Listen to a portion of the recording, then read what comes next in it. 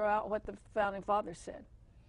They really don't care. They just fictionalize. And I saw it coming when I was in law school, and I just saw that, like on tort law, that you can sue anybody. In our Constitution, they just say, well, they basically don't care what our forefathers. They think they were primitive and that we've evolved. We're smarter now. Not true.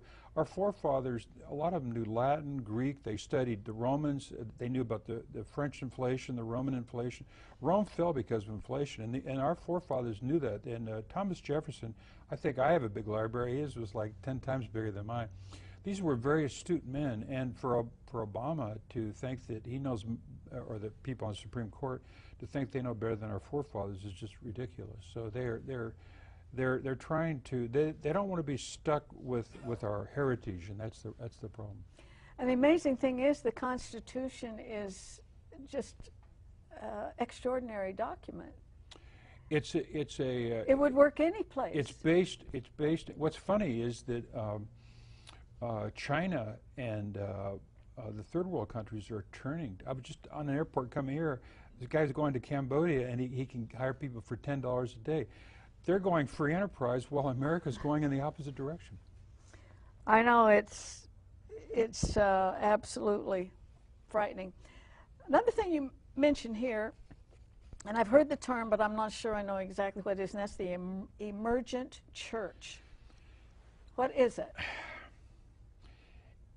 It's it's just liberalism. It's unbelief. What it is, it's saying that the church is emerging and it's always changing, and that it needs to address the culture of the day, which is just garbage. It's the gospel. It's the gospel. It's the gospel. You don't change the Bible to meet like some emergent people. They don't like to see the cross because they think that offends people, and you can invite someone in and have dialogue, and maybe don't mention Jesus right away because you'll scare them off. And so it's just old-fashioned liberalism, or it's just basically unbelief. Just a fancy word for it? It's a fancy word for liberalism or unbelief. Well, there are a lot of churches, I've heard them on TV and everything, who never mention the cross. Let me give you an example. Rob Bell. Rob Bell is an emergent church. He says there's no literal heaven and hell. You're not going to go, there's no hell. Excuse me? I mean, how could you read I'd like to believe that. How could you read the Bible and say there's no hell? Yeah. Brian McLaren is into the environment, saving the earth with the environment. A lot of them are lockstep with making a religion out of it. Yeah, they're lockstep with the Obama administration and New Age and stuff, and it's Hinduism, pantheism. It's not really Christianity. They use Christianity because they can make money being under that. Jesus said in the last days there's going to be false wolves come into the church, and that's what's happened. Yeah, you know, we know those. I hope I don't get sued now. We know these things, but then when we encounter them, it's shocking. Yeah, shocking.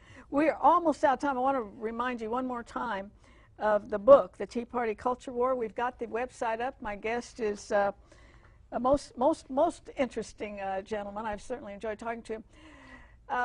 One more thing I want to address in the couple minutes we have left, and that is the demise of individual responsibility in the United States of America.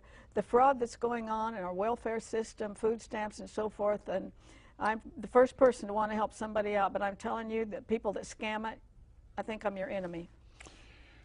You know, when our country was founded, if there were people that were down and out, the Americans, citizens would help each other. Yeah. They would build a barn. If your husband gets hit by lightning, they would help you. But if you were a drunk and you wouldn't work, the Bible says if you don't work, you don't eat. And for young girls to get pregnant and to have these children out of wedlock, they need to receive support from their family and their church.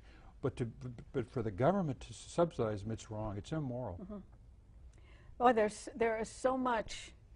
And as we're heading up for an election, we need to pray like we've never prayed before, and educate yourself. And vote. Yeah, but I'm always hearing people say, be sure you vote. I say, don't vote if you don't know what's going on. Right. I saw these beauty queens on TV the other day, and only 2 of them knew who the vice president was. So that's scary. The Bible says good understanding giveth favor. And so understand, know the times. It was right. the sons of Issachar. I'm almost out of time, but the sons of Issachar in the Old Testament said they understood the times. And that's exactly what this book is about. I hope you'll get it. And hey, thanks for being with us. Join me next time, please. Remembering there's absolutely no higher calling than that of a homekeeper. God bless you.